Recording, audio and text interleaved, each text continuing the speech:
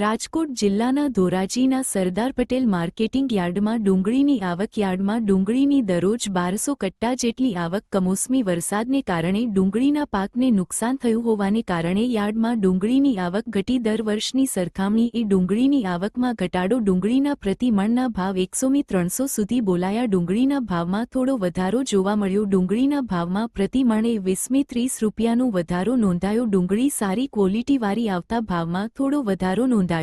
હાલના ભાવથી પણ ખેડૂતો અસંતુષ્ટ જોવા મળ્યા ખેડૂતોની માંગ કે 500 રૂપિયા ભાવ પ્રતિ મણના મળવા જોઈ રિપોર્ટર મતીન બાપુ સૈયદ ધોરાજી નામ અને વિગત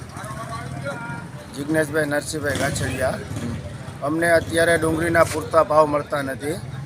અને અત્યારે અમારે બિયારણ ખાતર દવા બધું મોંઘું થઈ ગયું છે સરકારને નિકાસ કરવી નથી અને ખેડૂત આમાં હેરાન થાય છે અમને પૂરતી મજૂરી આમાં ઉઠતી નથી અમારા મજૂરીના પૈસા અમને મળતા નથી કેવા ભાવ મળે મણના કેટલા ભાવ મળે છે મણના 200 થી 250 રૂપિયા અમને ભાવ મળે છે અને સરકાર આમાં થોડુંક ધ્યાન દે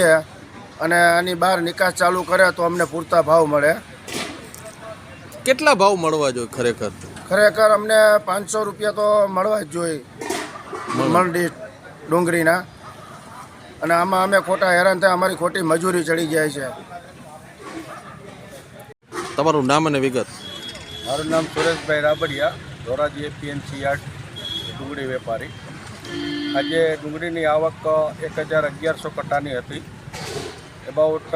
ભાવ ઊંચા નીચા ગણી તો 130થી માંડીને ઉપરમાં 305 રૂપિયા હતા